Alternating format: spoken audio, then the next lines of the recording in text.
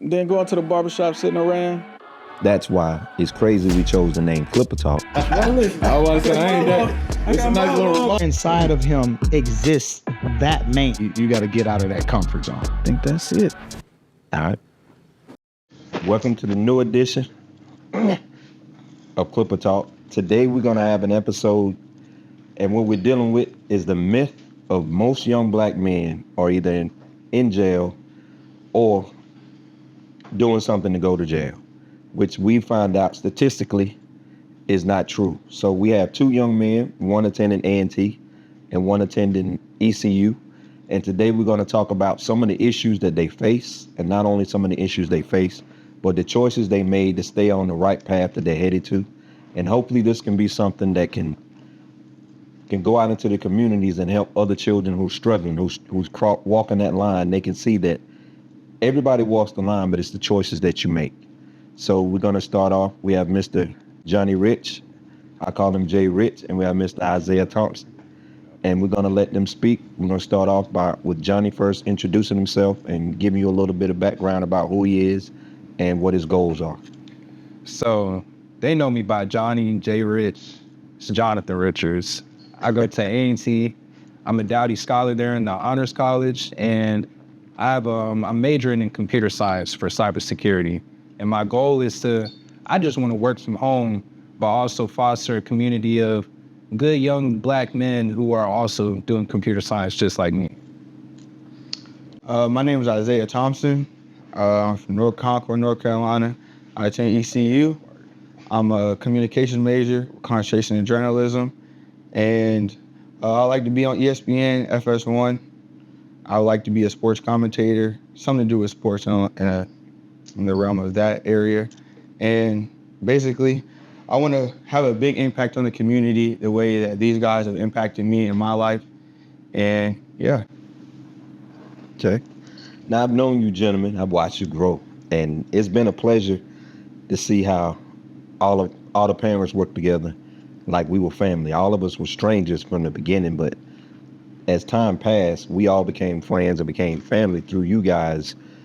Just watching you guys over the years, I'm really impressed I've seen the shortcomings, and I've seen you during those shortcomings, how you guys discipline each other. The parents really, some things the parents didn't even know. It was you guys that disciplined each other. And so I'm saying, describing your words, your perspective of middle school to high school, just because I want to give the narrative, just showing children of all ages just how important it is that you guys govern yourselves, along with what your parents are teaching. So I would like for you guys to give a description of what it was like for you guys in middle school, the things you faced, the peer pressures, and not only the peer pressures, but just the adolescent stage, just like what was your experiences? So for me, all my friends attended Coxman High School. So my little group in middle school was me, Kendall, Harry, Titus, and Tyrell. Those were my people. And in middle school, going to middle school was like, okay, cool. I get to meet new people, figure other people out. And it's all right. During that time, I met Kendall Harris. He's not here. But he really showed me the way, and him and his family, they took me in just like the Rice family. They took me in and showed me a new way of the world, because my mom and dad are in my life, but I've never seen or experienced anything to that magnitude of what it's like outside of Concord, North Carolina. But when they brought me in, it was like he said, it was a family. They treated me like I was their own.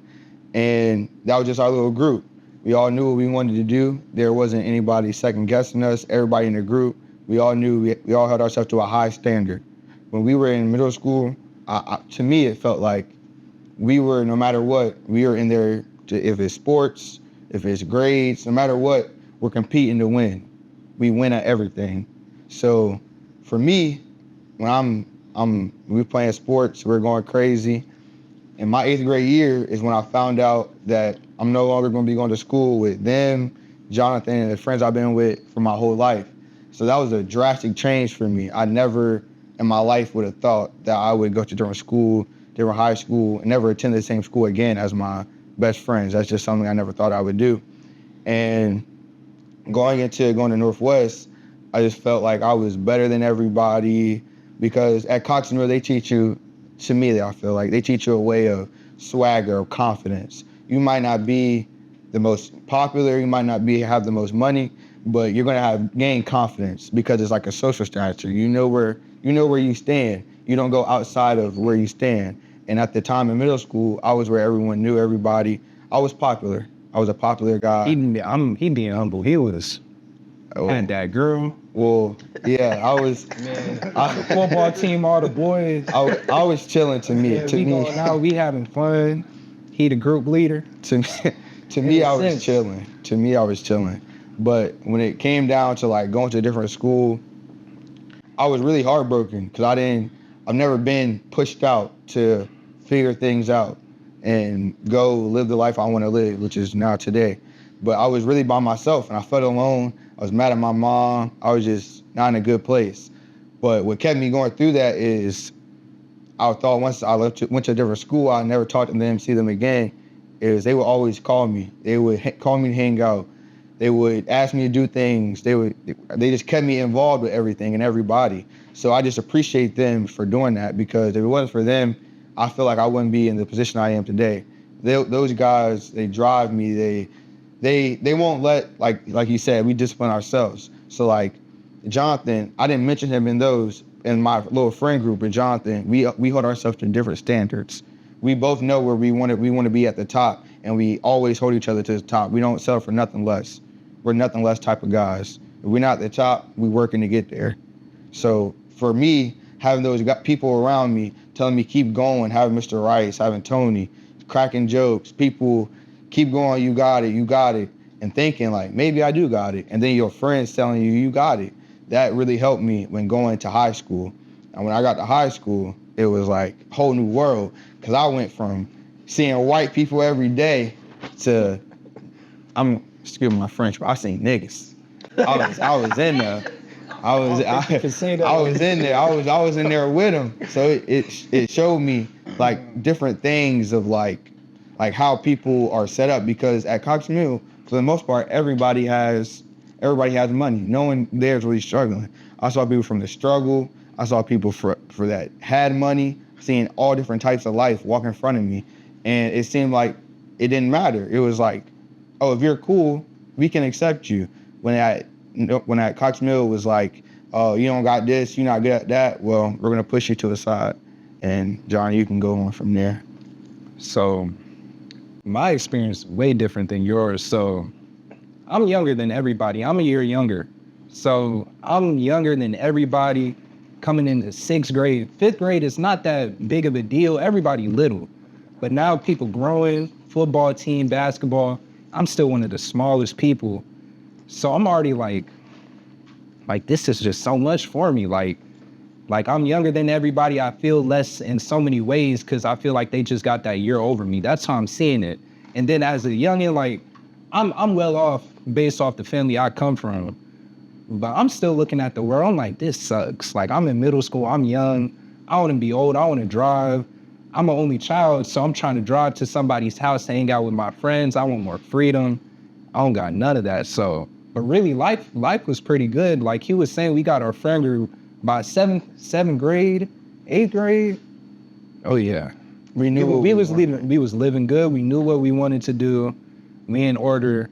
But the thing is, whenever something happened, we was kind of out of pocket kids, but we was more mature at the same time because we always speak our mind. So if there's somebody doing something, we gonna let you know you doing that, and I don't like that. Yeah, like, so I would never be scared to say that. Even though I was younger, I'm always gonna speak my mind. And he knows, you know how that goes. Yeah. I mean, we still friends with a lot of the people that happened with to this day, but that's just how we check each other because we don't like none of that foolery really going on. We didn't like that even in the 7th grade. So we all had standards. So if you didn't fit our standard, we weren't gonna hang out with you. And it wasn't standard as if like you had money or you were a top athlete or anything like that. It's the way you speak and talk to people and interact with people. Yeah. It's not all about money and being this top guy and all this stuff. It's how you treat people. And being here, listening to Rice, listening to Tony, Mac, my dad, my mom, everybody's family that brought me in, they showed me the way and they showed me different ways of how to adapt when things aren't going the way that you want them to be. You adapt to what you have. You don't sit there and complain and cry, because now we're in college. As a man, you don't got no time to do that. Yeah, You gotta go out there and get it. Because if you don't get it, All that somebody else complaining, will. that's you wasting time when you can go get it. It's out the door. Ain't no reason to do that. Yeah. And you made a point that as a man, you have no time for complaining. You don't. And a lot of people don't understand, like systemically, if you look at things, how things are with the economy, with how things work in society, as a black man, you really don't have time to complain. We are born in the struggle, whether, like you guys didn't feel the intensification of the struggle because we shielded you guys from it. But we best believe we as parents, we was going through it. Yeah. But the whole thing is, if you take time to complain, you're making up excuses for why you're not succeeding. Yes. And that's something that I feel like all young men need to understand. The world nothing is really going to play out like you think it is. It's not. And during your time, you guys are saying that, hey man, I come to this end. It's not like I wanted it. And you make adjustments. Yeah. Life is I call it a game of troubleshooting. You gotta you figure things out. But what keeps me rooted and grounded is I take a biblical side to it. It's like, if I do, my standard is based on, am I doing this? What I'm doing is it godly or is it satanic? Mm-hmm. And if you make most of your ideas, everything that you deal with in life, you'll find out.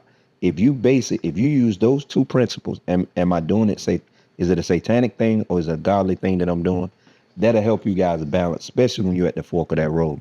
Because as you see, a lot of people in society today, that when you don't create your own wealth and you allow somebody else to make you wealthy, they've made decisions based off of destitution. Yeah. That now a lot of people are seeing the truth behind what's going on. And if you would look at things from that perspective, like, if I do this, is this God giving this to me, or are there strings attached that Satan's going to do something later on?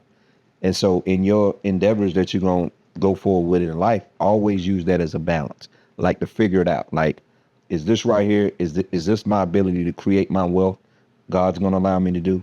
Or is somebody using me to create more wealth for themselves and give me pennies on the dollar with these strings attached? And I get all these things, like we see it playing out in Hollywood. We think these people are wealthy, but these people really are nothing but top-notch welfare recipients. Yeah. Yeah. So it's very important that you young men, you just use your abilities, your skills, your talents, because I've seen you grow over the years, and like I said, I saw shortcomings and I didn't say anything to you about it, but now that you guys are older, we've had conversations about it. Yeah. But those were things, when you see things about people, you don't know, especially youth, because I always wanted to make sure that you guys can come and talk to me.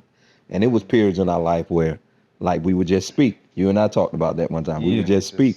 And it wasn't nothing, no wall was between us. I just knew at some point the relationship we had, that everything would revolve back. Yes, it'd come full circle.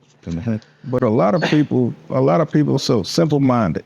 Right. That the youth in our communities, the simple-minded of the parents, right, that don't elevate the youth in our community. See, that's what I can say. It's a cycle. Like, when it comes to, like, my parents, like, so my mom was a single mom, but I had my dad in my life. But she showed me how to be a man without really a man being in my life. Like, I had Mr. Rice, I had my Uncle Jermaine, I had my Uncle Gus, but physically they weren't there as a presence. So when I would get disciplined, it'd be way worse than if Jonathan or one of my other friends that saw their dad every day got disciplined.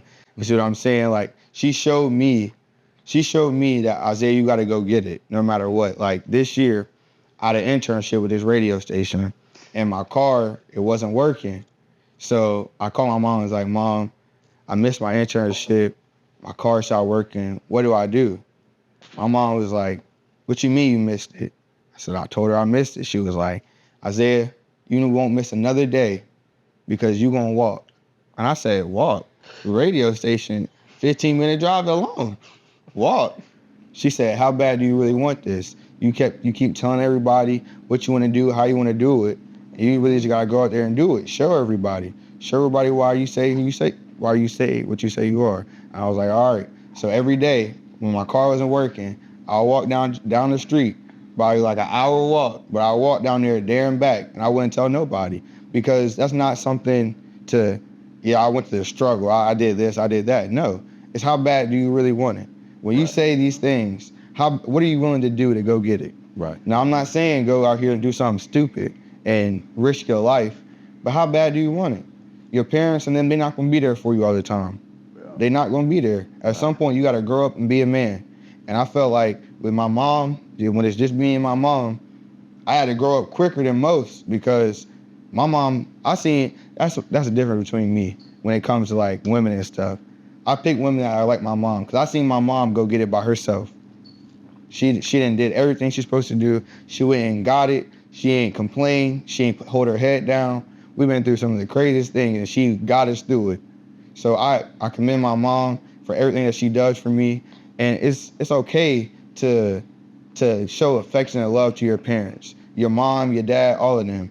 I work 2 jobs. I break off my parents every time I get something, because they worked hard. They didn't just go out here and do this.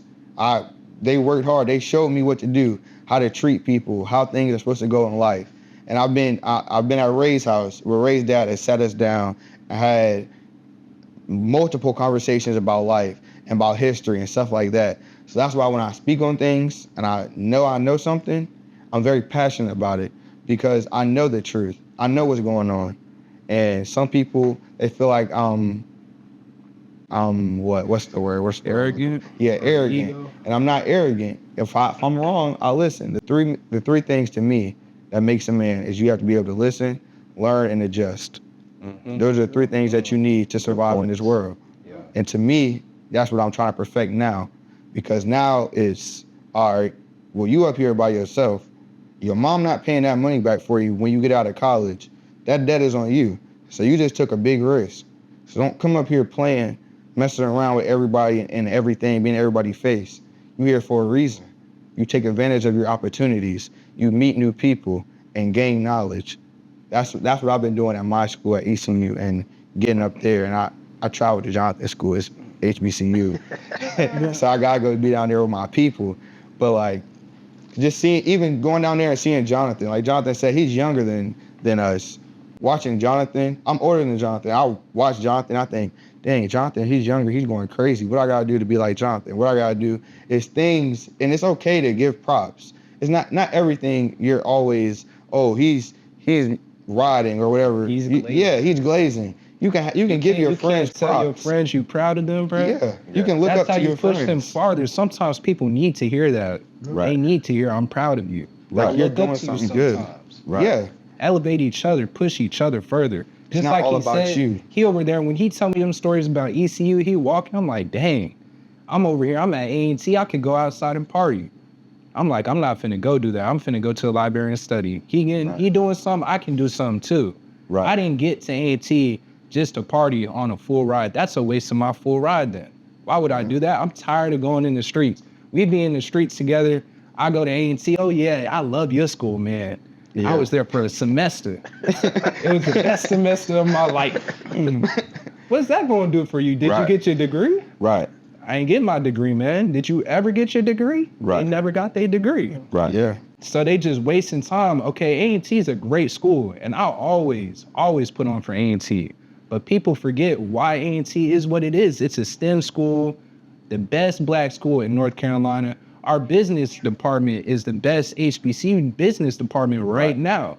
Right. People go there and we do real things. I got some homeboys over there, internships on internships, working for companies, 6 figures out of grad school, out of undergrad, not even grad school. I'm already on an internship. I just turned 18 last year, the end of last year.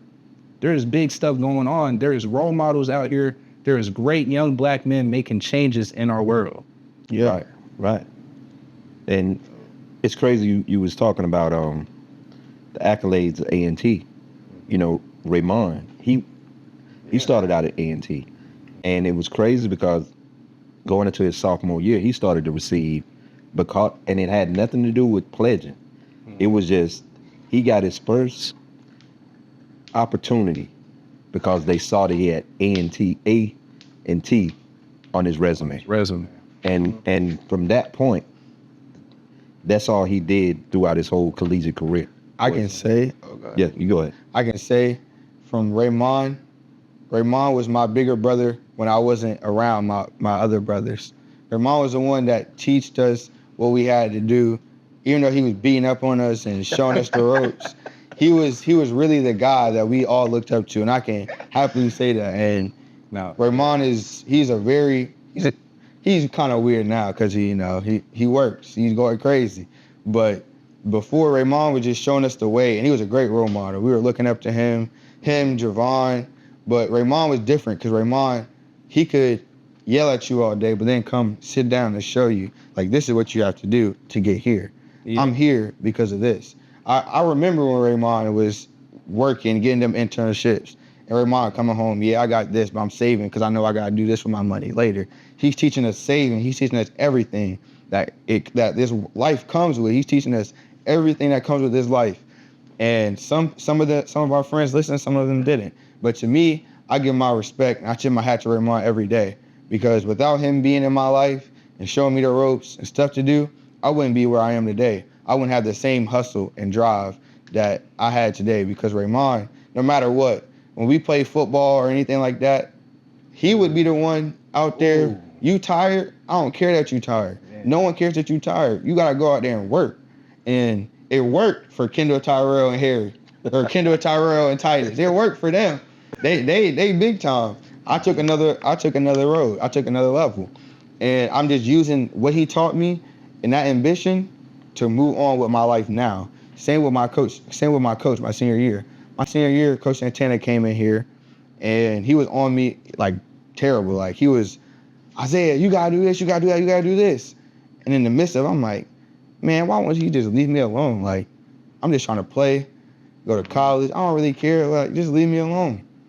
But it was after the fact, when you gotta go to college now, and now you paying for college, and it's not on them people's books, it's on you. Granted, I got some money because I'm smart, but he showed me, like, no one out here really cares what you got to say or what you think. Like, me, I feel like I'm one of the most slept on journalists here around the area in North Carolina. But the only way to do that, the only way to show people or wake up the blind is showing them. You can't just come out here and say you this, you that, you this and that, and you're not showing nobody nothing. Right. I was watching a video on Gervonta Davis, Frank Martin. They fight June 15th, PBC. Giving y'all a little shout out. But Frank Martin, he gonna lose in 9. But he was saying something real. He was like, I'm one of the best, but I can't just say I'm the best. I gotta go out here and show y'all I'm the best.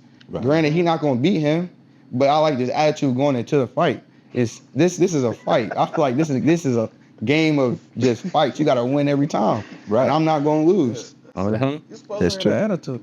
Right. Yeah, because what I like about what you just said, it shows a winner's mentality. What? You go into every situation. No, if you go into the situations thinking that you've lost, you shouldn't even go into that situation, because the whole world is against you. You can't be that. You can't be against you. Yeah. Mm-hmm. You know what I'm saying? So, and a lot of people take that as arrogance. People, like, I had the same issue growing up, and I said it on another podcast.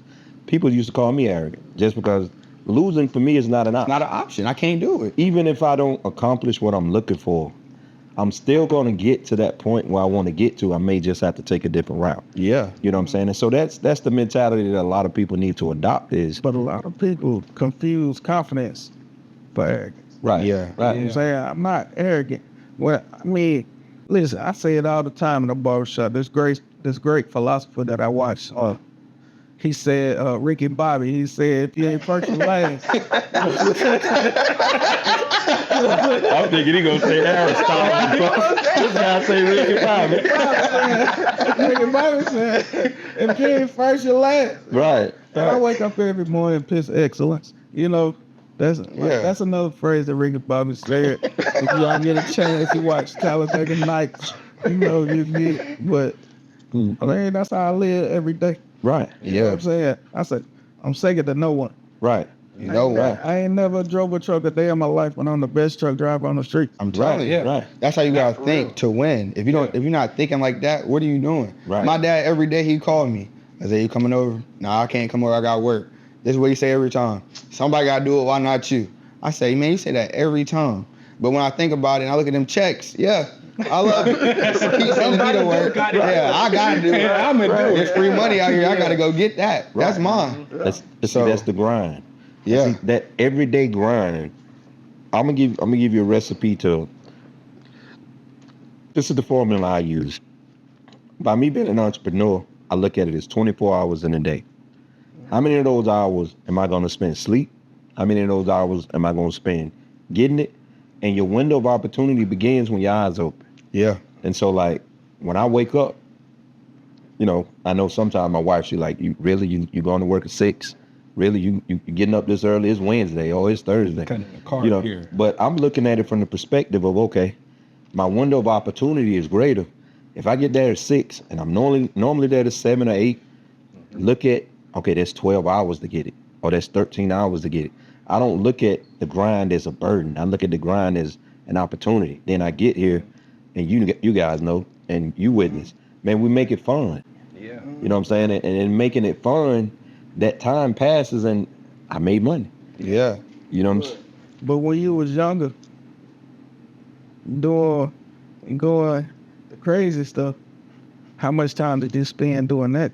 Yeah. You know what I'm saying? So I bring that same grind Right. to my business. You know what I'm saying? Right. Because ultimately, the more work I put in, the more I benefit from it. Right. Yeah. Right. And it's your grind. That's it. And you know, like, and when you guys get out, just remember, like, as an entrepreneur, I set my standard. Like, I take my time when I barber, but I could probably every 15, 20 minutes, I can turn a head.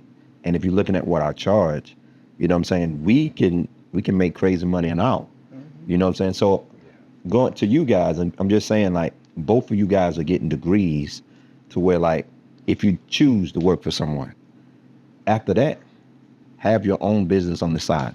Yeah. You know what I'm saying? And with the mind states that you have now, I would look into why you right now start some type of mentoring program. Get you a 501c and do some mentoring programs. crazy. Yeah, I When would you go love to that. go to high school. It's crazy you say that. I got friends doing that already at A&T. Right. Because I'm in the honors program, so you know there's all types of bright people around me. They just Right. doing stuff. Right. So over summer someone started a mentoring program, right?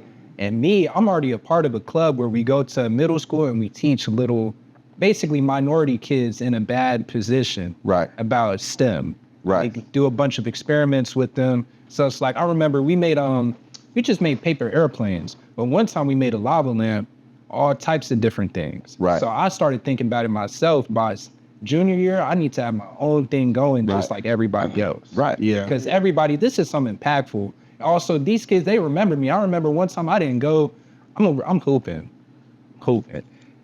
Cameron called me. I'm thinking it's a good call though, right? She called me, she said, "Where were you, Jonathan?" I said, I was hooping. I think it's something good. She said, "The kids miss you." I don't care about them kids, but I do care about the kids. Right. But But it was just yeah, but she like, yeah, she remember you. I'm thinking, wow, they remember me for real, right? That's how Right. you know I had an impact, because not only do she remember my name, but she waiting for me to come back so I can teach her again and be a good role model for her. Because she Right. told me about her situation, her family, why her grades were low. So just me being there, it was only 2 times, really Right. was that big of an impact for her. I see what you're saying when you talk about the kids, because when I was growing up, I had, like, Mac came in here the other day. Mac was one of the people that showed me, like, all right, when I get older, I want to be like Mac, because Mac, he bringing people to Marsh Creek. I'm like, man, these niggas don't need to be at my house. What are they doing at my house? Get them out of here. They Right. troublesome, yelling, cussing. I'm like, man, what are they doing? And then I started to think as I'm getting older, like, that impacted them because they started to change how they live, and they just need to see something like that. So now when I'm at Walmart and I see somebody, or I see a little kid or somebody, they want something, and I know I'm good, I'll break them off. And I don't mean every time y'all see me at Walmart, I'm gonna break y'all off. That's not what that means. But for the kids that's out there, I give y'all money because y'all respecting y'all parents and y'all doing what y'all supposed to do. And that's why I do it. But don't come up to me looking for no money because you're not getting it.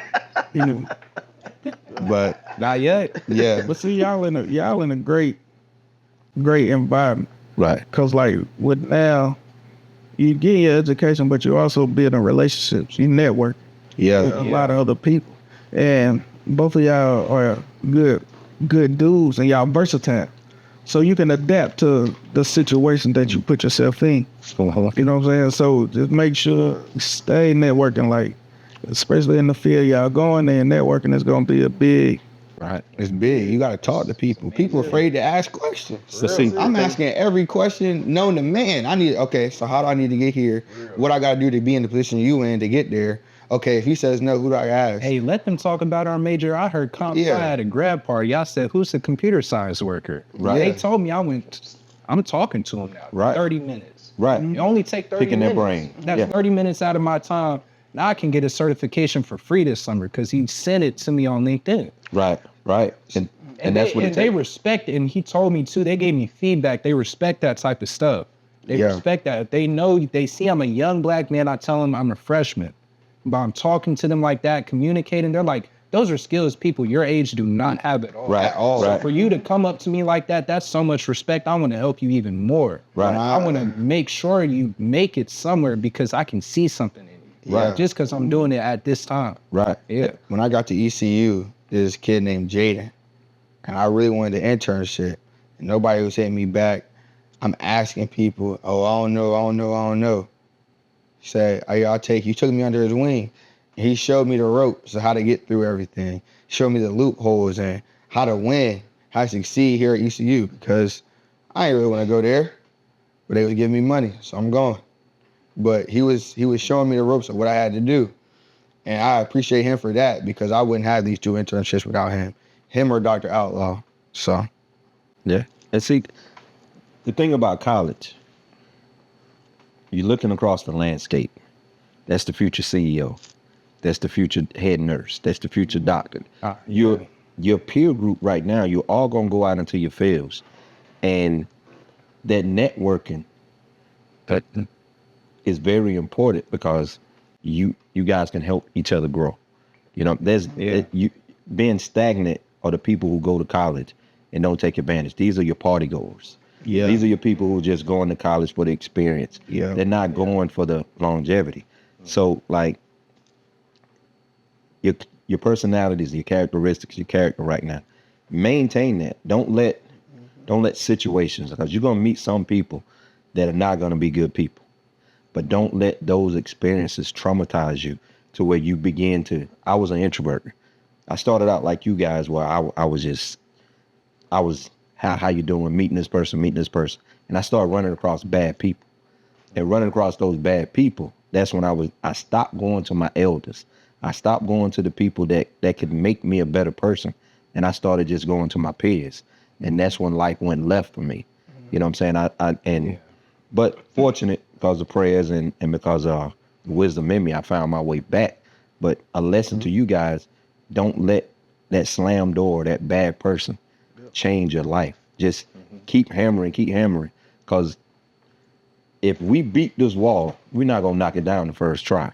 Yeah. We keep hitting it, it's eventually gonna fall. But see, like you was saying, when you took that left turn, see, with us, you make that left turn, you ain't never coming back. Right. Like with our friend group, you do something crazy, you might not ever see us or talk to us again. Yeah. And that's not on nothing disrespectful. Me too, bro. But we trying to win. And if you holding me back, I gotta let you go. Right. We getting I can come back and see you when I'm at the top, but I have to win. There's no maybe, there's no, well, I can do. No. Success is the only thing that comes to mind. You have to win. If you don't win, you're gonna be out here working for somebody that you don't like, complaining, oh, I gotta do this, I gotta do that. But when you think back at life, you gotta be like, well, I could have made this move, or I could have took that risk. You don't want to think like that. Exactly. Right. You need to take a big risk. Risk are what gets you to places that you can never even imagine. You don't take a risk, you get comfortable. Well, you get comfortable at what you're doing right now, because you're gonna be doing that same thing for the rest of your life. Right. if you don't change and do something different, you're gonna be right there for the rest of your life. Right. And you're gonna say, well, you only get one life until you die. Then you go up to heaven or hell or whatever you believe in. But you don't want to be that person to stay the same and not change or do nothing like that, because that's bad for business, for yourself. Not just for the world, for the community. That's bad for business for yourself. I don't just think about myself, I think about the community. What do I need to do to where if I make it, I can come back and give thousands, hundreds of thousands of dollars to kids that need it. I want to be in the community. I want to impact people. Right. I don't want to be like these celebrities that just show their face a few times, give them a couple $1,000s and leave.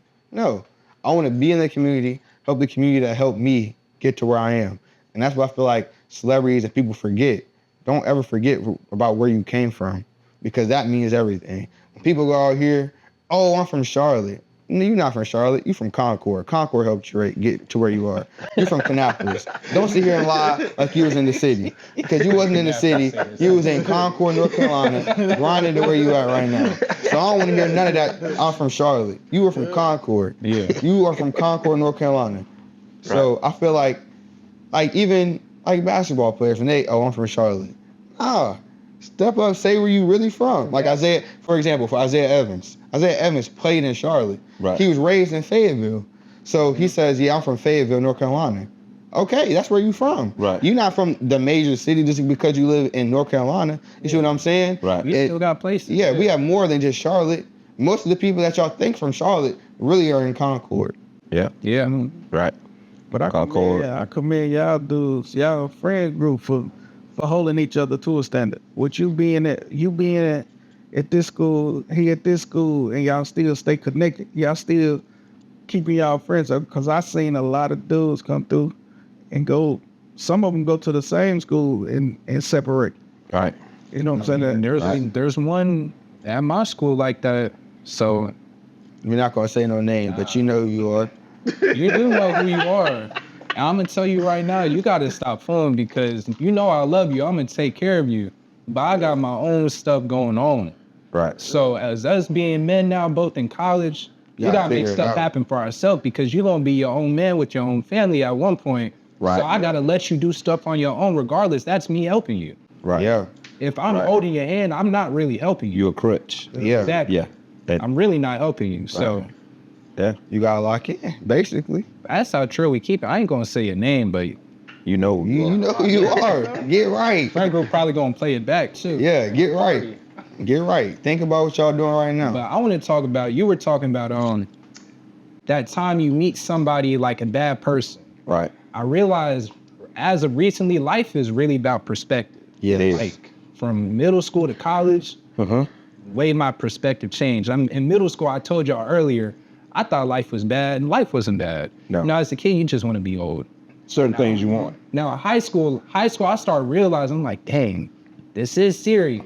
But I remember in high school, I thought, I'm an overthinker. I think way more complex than a normal person, really. All right. So I'm thinking too deep into things that I shouldn't be thinking about in freshman, sophomore year. But by the time senior year come, I'm like, okay, that's what it is. Now college comes, the world is terrible, yeah. But this world is amazing. Y'all got to stop putting yourself down, thinking about all the bad things every second of the day. Right. Y'all got to bring peace to yourself by bringing positivity. Right. Just because something bad happened does not mean it's a bad thing. Bad things can actually be very good for you. It's a stepping stone. You already get that. You might not know in the moment, but I promise when you grow up, you look back at it. And I bet y'all got moments y'all could think of specifically right now that you thought was terrible, Yep. but was really detrimental and helpful. But it for your showed progression you. in life. Right. It made you stronger, it made you more of a man. It just made you better. Like I was telling them before you even started, man, I used to get disciplined. I'm talking about, I told them, I went to school one day, I got in trouble. They got me in tube socks, some church shoes, collar shirt, Boy, you and look some crazy. shorts for a month. My uncle then took my clothes. I'm going to walking to school because I live in Marsh Street, so I walk the Harris Road. I'm like, I cannot be seen in this. I'm getting bullied. I'm not gonna lie. I was getting bullied. Like Jonathan said, he thought I was one of the top guys. I'm in there getting bullied. Everybody cracking jokes, blah, blah, blah. But I realized, like, bro, you can't take that serious because they just joking, having fun. You made the mistake doing what you did. Right. You gotta live with this. So you know how you do better. You crack jokes back. You Right. just it's nothing serious. Nothing serious enough where anything crazy to happen. It's just we just picking on you. It's okay. That's why like I feel like when it comes to the bullying thing, yes, people do get bullied, and I hope that nothing crazy happens to you and that you are okay. But it's character building. It makes you stronger. Getting picked on and stuff, to me, it makes you stronger to an extent. Now you keep going at people that you know you bigger than. It can't be. And all that. Then that's crazy. You just And it shouldn't be no random. yeah. That's when the bullying. And it shouldn't be like no Kick random in person. when it's just Right. over and over. Yeah. The same kid, that same person on the same kid. Yeah. I think that's when The redundancy. Yeah, And they ain't even friends for real. And Yeah. stuff like that. Like, But like I went a month through that, and I came out. I was like, oh, okay, I'm straight. Like a month happened. Now we cracking jokes on somebody else. Now they getting the same treatment as me. Right. So I'm like, even though I thought, like he said, that was the worst time of my life. I'm thinking, oh, I'm cooked. None of my friends are gonna be friends with me. Man, we just cracking jokes on each other for a month straight. I mean, that's what we did. Remember, I had the droid. I'm Yeah. fighting for my life every day. Man, I had to work for ages. battery falling I used out. to fight for my life. Drop the phone one time, battery fell out, they cooking me. I ain't got nothing to say. You gotta start having things Yeah. to come back with. When it Can't builds just sit character, there. you get stronger like that. When Gotta you're have gonna that. let people just talk about you, No, no, Right. you can't You do gotta that, step including up. in public school. And that really is what happened at Northwest. When I started seeing that, like, you're not finna talk to people crazy, that's when I was like, okay, you gotta lock in. You can't just be saying whatever to whoever, because some people don't play like you play. Right. You gotta see people, meet people, and then, okay, so I can't play with him like that, because he might want to try to fight after this, and I'm just playing around. Right. So now it leads to something else. You see what I'm saying? Yeah. And it's just like, That's all in the growth process. yeah, you just gotta Yeah. learn, grow. Like I said, learn, listen, ambition. That's all you need. Yeah. Ambition is what's gonna take you far. When you down bad, no money in your pocket, and you still gotta hungry. you still gotta figure it out. Oh yeah, you gonna make And it. you still It's gonna make a man out of you, even for if sure. you ain't got nothing. But that goes back to like the key element in the bullying part. The confidence that the people around you put in you was you never let anybody tell you who you are. If you're confident in yourself, it goes back to confidence. If you're confident in yourself, no matter what a person says to you, that doesn't define you. Those, you know what I'm saying? But you got like what bullying affects people is the one that have low self-esteem. Like Yeah. parents, as a parent, and you guys can attest to it, you never really heard me, even when I dissed my kids, you never heard me putting them down. Never. That's true. I always point out what you did wrong. And my whole purpose of, the few times y'all saw that my disciplinary side was the whole purpose of me disciplining you is because this thing that you did can put you in a place that I can't protect you. So if it's something that's going to affect your life long term, I'm going to be, and like, even with you guys, now that you're men, young men, if I see you guys going a certain way, I give you a call, or when I see you, I'm going to talk to you about it, because we have to hold each other accountable. Yeah, for experience, when I got pulled over before I went to college, my boy Fred saved my life that day. I'm not gonna lie. Boy, I got caught speeding. Fred pulled me over. I was like, boy, thank God. Psych. And they started cussing me out. I'm like, oh, I'm getting cussed out. He gave me an ultimatum. You gonna give me a ticket, or you gonna call my people? Handed her that phone. Call my people. And I'm thinking, I'm already in trouble with them. I'm fine. Man, I get a call 8 o'clock in the morning. Mr. Rice. Yes, sir. Hey, man, I heard you were going blah, blah, blah, and blah, blah, blah. What you doing that for? Why you doing that? What you acting like that for? Your mom worked too hard for you to be doing something like that. I'm like, bro, it's 8 o'clock in the morning. I just got cussed out at 3. I'm getting in trouble. They talking about, yeah. So that's just an example of him not even being my father or anything like that. He cares. He wants me to do what's best for me and keep me safe and stuff like that. So that's what I feel like me and Jonathan are here to do for the people that are younger than us. We're here to help you. You can always ask questions. I'm always here to help. Right. I love coming home, helping everybody. Yeah. Younger, older. I like having conversations. That's me. But it's house. But for the most part, yeah. I think another thing I like about us being like the new role models, we not no lame role models. And let me not get off, because we both still smart, right? Yeah. But as you see, we not lame. We got some fashion. What they say, swag. Yeah. Like, come on, we got something. So the something to drip. look at. You can realize you can still have a personality, but be smart at the same time. Yes. Right. People think you get to these high levels, you just a nerd. You just a stand-up stubborn person. Nobody want to hang out with you lame. Like, nah, we cool, trust. Yeah. We still cool. We Right. still have our fun. But we But- know what business Yes, is. right. Like, Come what down this to world it. and what reality is. And we still gonna get to our paper. Yeah. Right. For sure. And that's the mentality that lacks, because I can remember when I was in your shoes, and I'm looking at some of the kids that you know I'm in high school with, this and that. Some kids would get offended by being called a nerd, and they went from being smart kids to party goers, and their grades start falling off.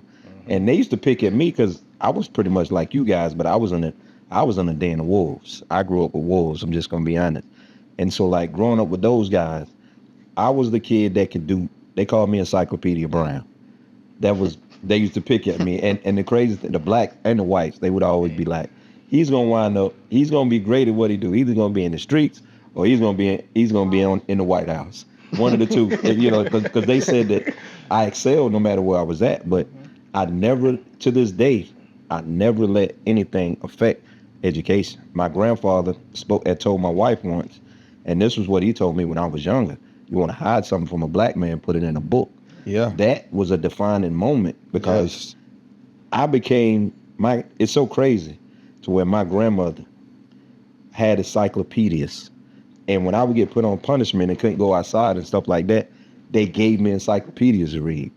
You know what I'm saying? So education and being able to, you can put me in Kentucky, you could take me anywhere, and I can navigate my way through, because being able to, you know, having friends that was here and having friends that was here made me versatile. You know what I'm saying? So I can speak to any group. I can be around any group. Yeah. And it's good that you said that, because a lot of people feel like being educated is lame. It's an issue. Yeah, that's right. That's the most. That's the dumbest you won't thing. get it, bro. You know, really, them girls love some nerds. I'll tell you that. They do. Right, I'm right here. Trust, I get mine. They do. They love a nerd. Like, I'm telling you, there's nothing wrong with being a That's geek, a educated. nerd. Right. Like, Right. that type of stuff, they find it mad cute. Like, I promise y'all. It's not cool But being a dummy. there's so many young black men out here that don't know that. Right. It's not They cool don't being a know. dummy. Right. When you stupid, that you rap. can't do nothing. I took the man being smart as dumb, bro. Right. So I did my work. Like when it came home to do my homework, I did my homework. But when I was at school, I took that road.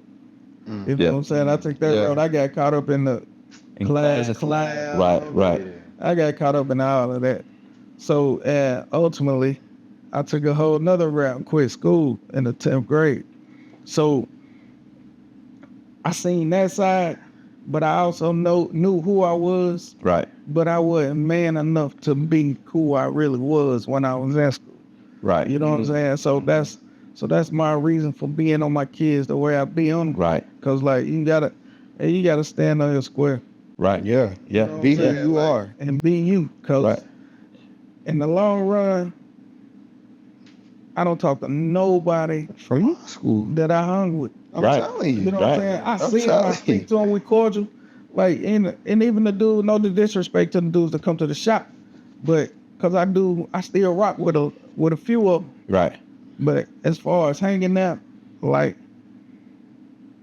I'm in a different place in life. You got a family. Yeah. You know what I'm saying? So You got a family, man. So now I done got that confidence. Well, over the last few years, I got that confidence to stand on mine, to be who I am. Right. You know what I'm saying? I feel that. That's good. And I think that everyone should be like that, because when it comes down to it, you are the only one. You're by yourself, really. You're out here, and you out here putting on the front. It's hard to keep lying. Yeah. You keep lying, somebody eventually going to crack the code. He's a fraud. He's Right. not who he say he really is. He just out here talking. Right. You don't want to be the guy for that. And when he was talking about education is very important.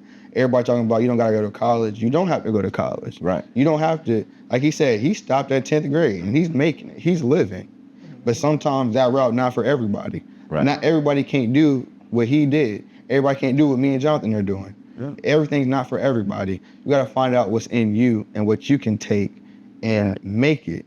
But you have to be able to listen and learn. You can't be so high and mighty to where you can't learn and listen to people. Right. That's when people get in trouble, and that's when people start needing help. Because it's like, well, I thought I could do this, I really can't. And now I'm down bad. Now I gotta go ask my homeboy for some money, and he really don't have it either. So now you're gonna set yourself up, which is terrible because you have a homeboy that don't already have it. You asking him for stuff, and it's not what you want to be. You need to be educated about yourself at least. If you're not educated about anything, black, white, Hispanic, learn more about yourself. Right. Learn more about yourself so you can tell the history. Yeah. Because if you don't know your history, you're gonna do the same thing. And that's why I'm here to tell y'all, like, really go out and learn. When I'm in these African American studies class with Dr. Outlaw, and this whole last semester, I had taken her class in the fall, passed it, flying colors. I used to go to her class just to sit in there, and I'm not educating people, but I kind of am educating people. I'm telling people what I've learned and stuff that I know is for sure a fact. I'm not just in here telling y'all just, oh, this happened. I'm giving you facts. Everything I talk about, I have stuff to back it up. I'm not just sitting here saying something outrageous, because otherwise I look stupid and none of y'all would respect me. Right. So I just tell y'all the truth. You do what you want with that, but you can never say that I'm lying or doing anything crazy, because I show you. When it comes to sports, the reason I can talk sports with basketball, soccer, boxing, football, baseball, all that, because I go home and I do my homework on it. Right. So then when I come in here and I present myself, whenever I come in the shop and you cut that dude from Philly, they do that from Philly, I can tell him more about his team than he can tell me about his own team. That's just who I am. Right. I'm going to expose you to the truth, to where well, Isaiah, you are right. I know I'm right. Because I know I went home, I looked at it, I watched the film. I have a great IQ of the games that I watched, the boxing, all that. So I know what I'm talking about. And because I went and I educated myself. Except for one thing. Man, I like the Cowboys. I don't care about the Celtics. Nah, look, the Celtics are going to win. The Celtics are going to win the finals. But the reason I'm saying that, I want Dallas to win because personally, I like Kyrie Irving. But all five of their guards, the starting five can go get their own, and they don't got no answer except Luka and Kyrie. And we just seen what Kyrie did. So he's going to probably have a good game today, which is the 9th. He'll have a good day today. But who cares, man? They're not going to win. They can't beat Tatum and them boys. Let's be honest. I can hope, pray, all I want. I know the truth. I just want to so I ain't got here. Yeah, I don't want to hear that one. If they win, I don't want to hear that. As a Kyrie fan, this is like the worst time of my life. Barber. Man, this is like the only man my dad really respects to possibly be my other dad. You know he gonna be on me. They've been calling me Jaylen Brown since I was 11. Okay, I can't do this right now. Y'all need to, watch out for me. Like seriously, check on me if we lose. Check on me, please. Check on me. I'm gonna have to hear this Boston talk to football. Yeah. Well, I already told Tony, like I'm saving money because if we win the championship, it's a little piece of land between Europe and a little piece of land between North America. They call it Greenland. Welcome to Greenland.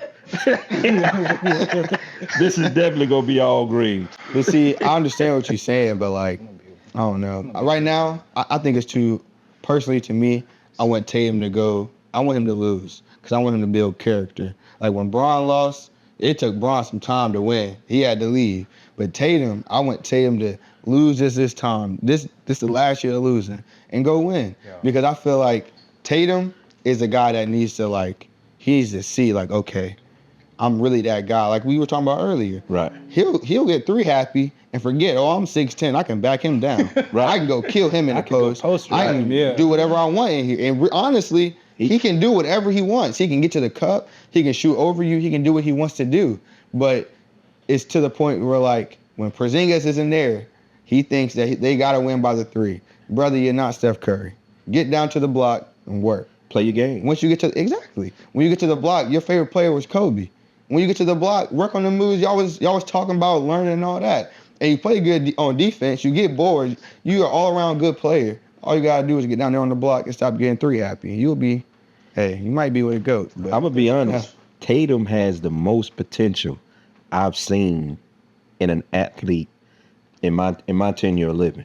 I haven't seen an athlete with the whole package. He's got the height. Oh, I have. He's LeBron. LeBron Ramon James. He's LeBron, but what I'm saying is his shot at this stage of his game is he has a better all-around game than LeBron had at that age.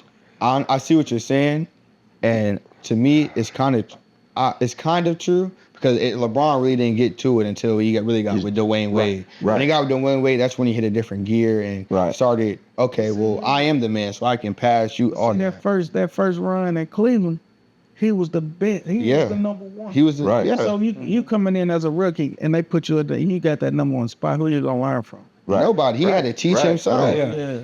And see, there's nobody you could have put on that team in Cleveland that could have taught LeBron anything because his skill set was too high. IQ was too high. He was going crazy. But the thing about Tatum, what makes him more dangerous, when Tatum got there, he learned from Isaiah, a short player. Yeah. He learned from Isaiah.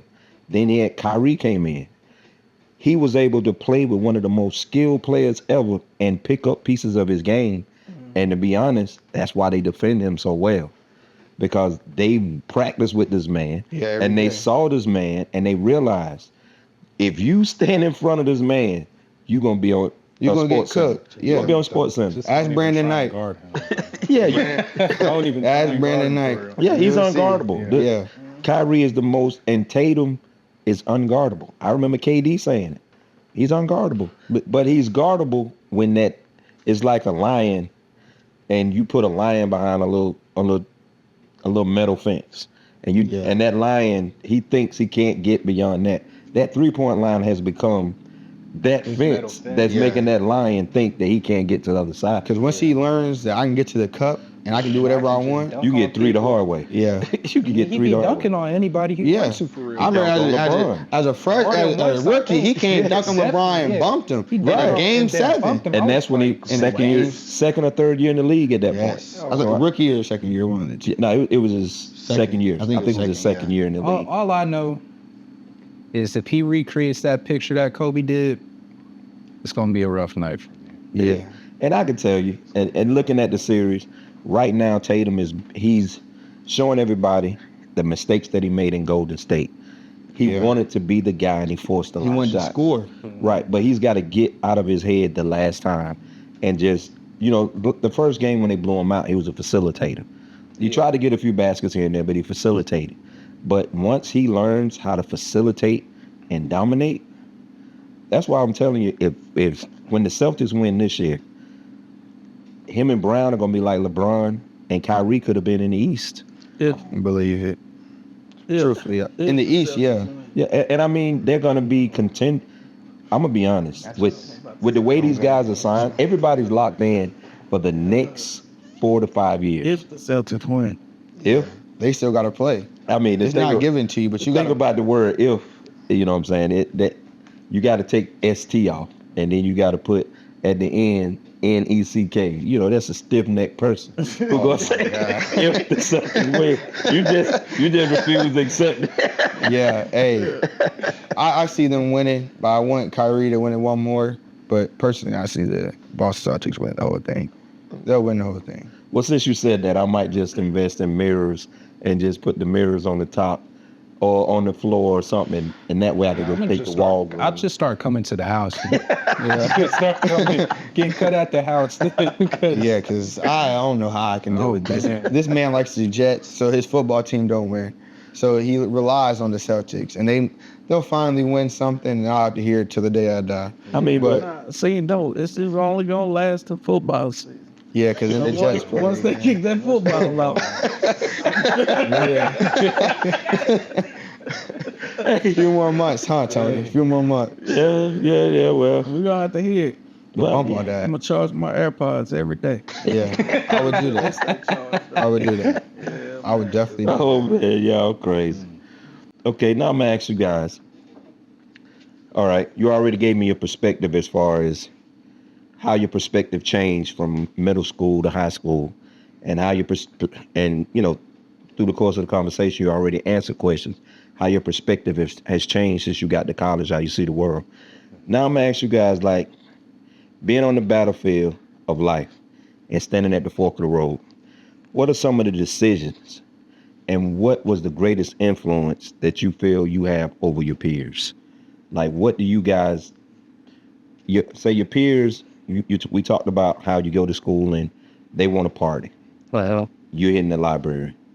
yeah. You gave me the example of when you were, you called your mom and she was talking about, you was telling her you missed the internship because your car wasn't working and she told you to walk.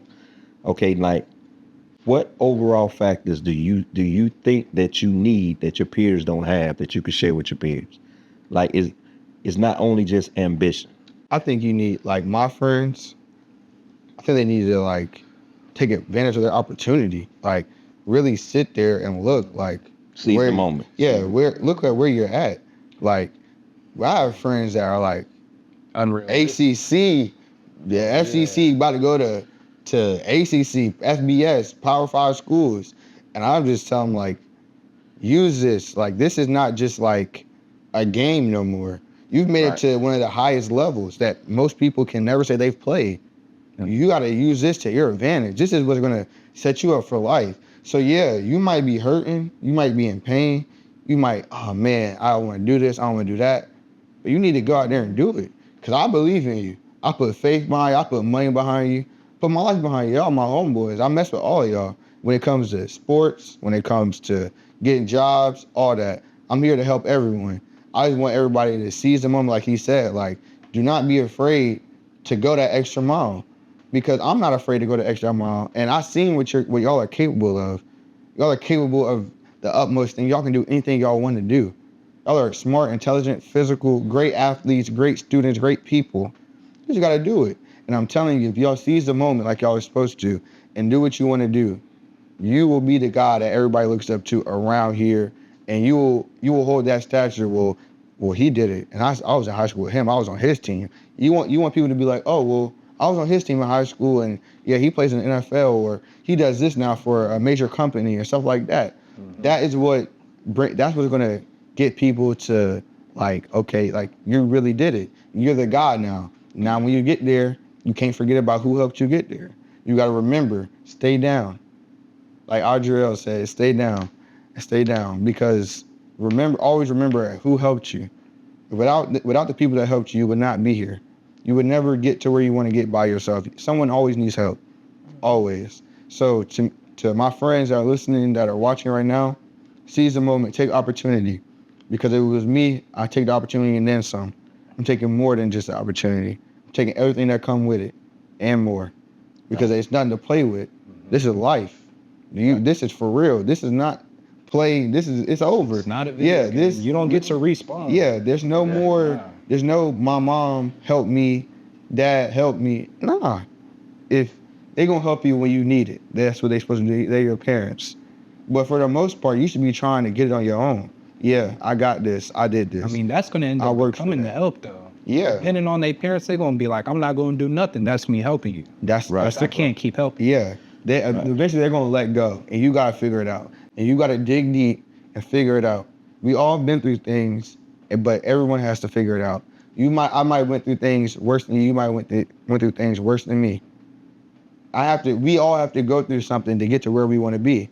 And with y'all, where y'all are at, man, go get it. Go finish. You have the opportunity. You have everything right there in the palm of your hands. So you think it's more like they need that moment in the mirror. Yeah, and I'm sitting here telling you right now, like, y'all got it. Yeah. You got it. Y'all think about it. Out of everybody that we hung out with, everybody in my friend group, everybody I associate with myself with, we've done things that people haven't done. We've been to places that people have never been. Right. We know people that people will never get to meet in their lives. And we just sit here and we take it in, but we're not taking advantage of it. And what I'm saying is take advantage of all of your opportunities. Right. No matter if you got to walk, no matter if you got to drive, go across the country, be away from your friends, all that. Because that's what my brother was telling me. He sat me down and told me, he said, Isaiah, you want to do all this with this sports and talking, and you keep saying you're this and you're that, but you ain't showing nobody. You ain't did what you said you was going to do. You keep saying all this, but you're not doing nothing about it. You Right. gotta go really do it. For real. Because if you don't do it, you're wasting time. And everybody you- else's time. Exactly. You can't get time back. Time is something you can't get back. You can get money back. You can get everything back but time. Time Right. is the most valuable thing. Like he said, when you wake up in the morning, get to it. When I text people, when I call people, and it's 9, 8, 9, 10 o'clock, and, yo, what you doing? Oh, I'm in my bed. I'm just getting up. Man, I've been out of work 2, 3 hours. You better go up and do something. Right. I don't like now. I don't like that because it's like everybody complains about not having money, not having this, not being able to get this, not going to do that. But you have to go do it for yourself. You have to be disciplined enough to, okay, well, I can't spend my money on this week because I got to pay this, and this. But that's the problem with us today, black people. I'm calling us out because that's what we do. We'll go buy something worth thousands of dollars, but forget I gotta stay in this apartment, I gotta stay in this house and pay this mortgage or this rent. And now you cooked because your apartment $1,200, $1,300 for a 2-bedroom, which is getting even more expensive. And now you don't have the money, but you got a nice car though. Like, when you pull up somewhere, everybody, ooh, let me see your car. Stop trying to get scat Yeah. packs when we live in apartments. Yeah, go buy. Why are you renting a place? Yes. You got a scat pack. I That's don't care dumb. if I don't got a scat That's pack. dumb. yet. You're I'm gonna stupid. still tell you that's crazy. Yeah. 'Cause Use your money and your time wisely because it's very important. And all the time that you use that you're doing nothing, trust me, someone else is out there working 10 times harder or is as you are. I'm telling you, no one is waiting on you. No one needs you in this world at all. They'll find someone else to do it. They'll find someone else to do it. And y'all know what I'm talking about. Go get that money. Some uniforms, because a lot of young men and women in y'all age groups are entitled. They got that entitled. But that's the problem. It's Saying they feel like they don't want to listen. yeah. They don't want to learn. They don't want to go through nothing to say I've been through this and I got through it. It's okay to go through things. You cannot be scared. Like I You- said you earlier, have the to. worst things can actually be the best for you. I'm telling you, it's Right. going to help you Right. in the long run. You sitting here complaining about what you don't have and what the next man does and doing nothing for you. Jay-Z said himself, what you eat don't make me. Right. So I got to go. Right. I got to go make it happen. Because if I don't make it happen, who's going to make it happen? And good Right. mom said you better get up, get out and get something. Right. It's serious. It's serious out here. And then I'm 1 year out of high school. And I'm telling y'all right now, this is serious. This is nothing to play with. Because you come out here and play, you're not going to be where you want to be. This is, you're cooked. Right. You're Yeah. done. You can't do nothing. Yeah. I know people right now that are fighting for their lives right now. Right now. Bad decision. They a year above me, doing things that weren't things that I didn't even think they could do. Things that I would never have thought they would do. And I love them to death, and I'm gonna be there for them. But you have to push through and think. Just think. With what I'm really about to do, what's it gonna do in the long run? Am I gonna be okay? Am I not gonna be okay? What do I need to do to prosper in this life? Right. So that's my viewpoint on things. I know. First thing I thought of for yours is faith. I feel like people, they don't got, first of all, connection with God. I realized that going into my first year in Yeah. college. You need God. That is important, very important, because there was some times I'm sitting in that room, I was just like, You ain't got nobody to look to. All you got is nothing. God. And I'm talking about just dark, like you thinking it's over. But I was going to church on a Tuesday, on a Sunday. That's 2 times in 1 week, not just a Sunday like I was as a kid. I'm going 2 times on my own. I'm getting on a bus. I started driving the second semester, but the first semester I'm getting on a bus. I took an Uber 2-3 times. Faith gets you through everything. If you ain't got no faith for real, you ain't really got no drive. All that me being hungry, me wanting to get it, I started running on the track every morning just because Yeah. I want to. It make me feel good. It 'Cause I'm does. hungry. But I would not be hungry without my faith in God because he's the one who gives me that drive, that The glory, all eagerness to that. get at it, The energy to go for it. Jonathan energy to go for it. and That's his through friend faith. showed That's through me. faith. What's her name? I can't remember her name. Casey. Casey and Jonathan. I'm not gonna lie. I was really in tune with God before I left, and I stepped away, not because I wanted to, but I felt like I didn't have time. And going to college, you literally have no one but you and God. That's the only 2 people that can really sit there and get you through what you need to get through. When you keep doing wrong, you're like, man, why things keep going back for me? I look to God. And when I would go to A&T, I'd be down there with Jonathan, and John was like, oh, I'm going to church. Yeah, I remember that one day Yeah. he thought we was having fun. I said, I'm going to church. Yeah, I thought Jonathan was joking. Jameer was there too. He like, yeah, we going to church. I'm not going to no church. I don't go to church. I promised her, I promised her, I said, I'm going to take you to church, right? And she said, okay, we going. Then y'all said y'all was coming later. Yeah. But I was like, we still going to church. I guess y'all coming with me. So I was like, man, I'm not going to no church. Jonathan brought me up here. I'm not going to church. I came down here to party. That's what I'm here for. I'm not going to church. They were like, come on, let's go to church. I go to church. It's like eye-opening. It's like we get there, and they're like, people, if you need to be saved. Because I've been saved before, but I was like, I've been doing bad. I got a lock in. But he was like, you need to be saved. Come to the front. All this. And honestly, I was nervous. I was like, man, I don't want to go up there with those people. I don't know them people. I don't know nothing about them. And when that started happening is when I was like, all right, cool. Like, all right, I'm walking up here. And I walked up there by myself. Jameer was with me, but Jameer, he was on his own path like we are now. But I walked up there, and the lady just asked what I need to pray for. And I said, pray for everything for me, because God knows. But you got Tupac. Yeah, pray for me. Pray for me. It is everything. Right. And in the midst of that, I'm like, oh, she's praying for me. And at first, because, you know, when you're in church, sometimes it's like, oh, she's just talking. Like, that ain't really nothing. But I started like she started saying things and speaking. And I started like feeling it in my heart. And I started like, oh man, I gotta change. And I closed my eyes. When I opened my eyes, right, tears coming down, but I wasn't even crying. Like I wasn't even like. Remember you came back, he was like, I think I started crying. Yeah, I didn't know what was. I was like, I didn't know what was going on, and I knew I wasn't like sad or nothing, but my eyes were. I was crying, and I was like, bro, what's going on? I had to wipe my eyes. You aggrieved your soul. Like a lot of times as men, I had to learn this, and it's a spiritual side of us that a lot of times when you do wrong, that spiritual side is grief. It's like, picture hurting one of your parents. Yeah. And you know what I'm saying? Like you do something that your parents just didn't expect and you hurt them.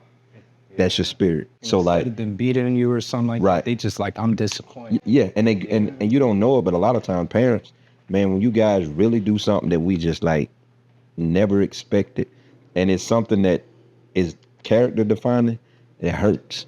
And so like it brings tears, and what you experienced, that was your spirit crying out. That was your soul was grieved. And like you knew the path. And like you said, you put other things before that path. Yeah. Picture yourself at a buffet and you're starving. Stomach growling, I'm talking about starving. And you sitting at that buffet. But instead of eating, you watching TV. That's your soul. You were feeding your body everything, but you weren't feeding your soul anything. And so like you got to think, and a lot of people don't understand. Like y'all probably gonna laugh when I say it, but your body has two brains. The first brain is the one that functions your body, but the other brain has more power over that brain if you don't learn to discipline it. You know, y'all always tease me about how I eat. That's why I eat the way I eat, because I had to first put this first brain under subjection, your stomach.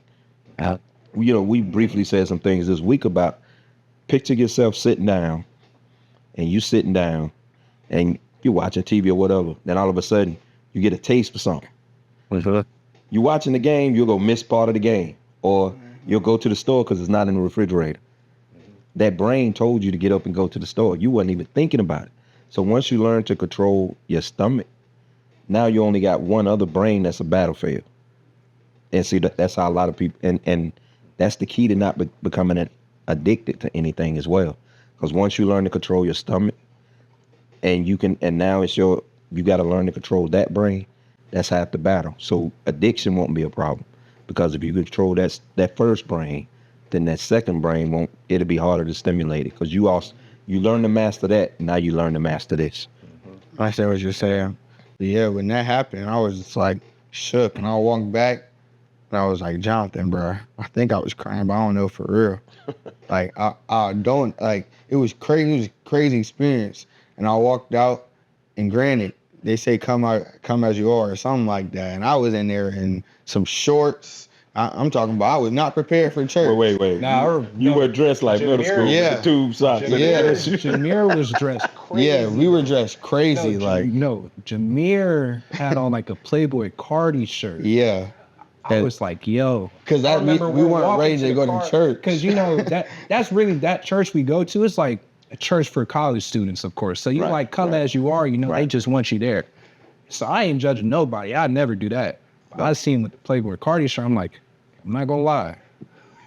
Yeah. We gonna go praise God. You might want to turn that inside out. Yeah, that joint was crazy. Yo, Jameer. That joint was crazy. Right. But like, How I look. yeah.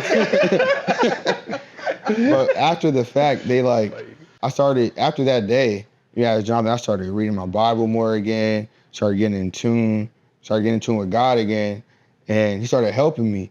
And the crazy thing about it is, he never leaves. You think, okay, God, I know I'm messing up right now, but I'm going to fix myself later. But in reality, you can't just fix yourself right now. Yeah. What you got to wait for? It's right there. Just read the Bible. Yeah. You read the Bible, you get facts. You're like, okay, well, I actually shouldn't be doing this. And God's going to help me not do that. But God just wants you to try. You trying is what's going to help you get through there. What's going to make you get to where you want to be.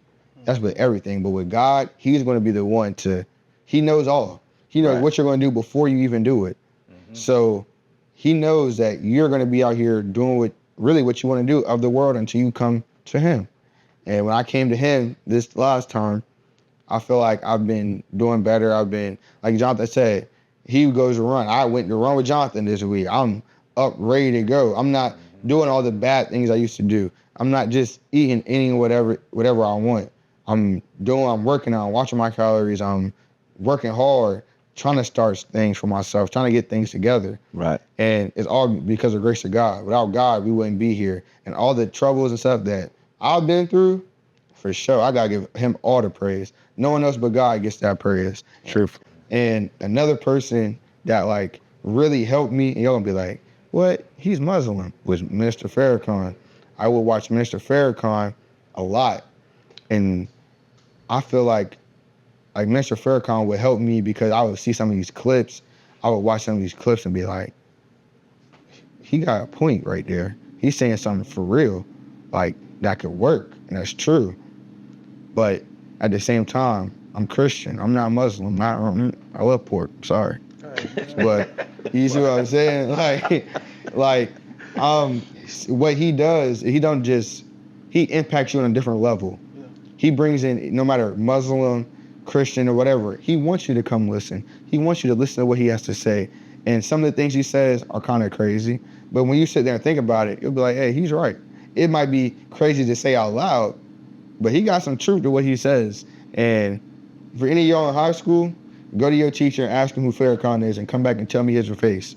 Let me see his reaction. Because when I was in high school, I went to my religion teacher and said, hey, are we going to learn about Farrakhan in here? And she gasped and looked at me like he was the devil. And I was like, oh, you're tripping. You see, that comes from, like, when you're rooted and grounded in your faith, I can listen to anybody. And that's because when I listen, you remember when we was talking about controlling the one brain, that other brain, you have to do it like you do that brain. Your mind, you have to use discernment. Like, the stomach takes what the food needs as far as nutrition, and anything that it doesn't need, it pushes it out to the drought.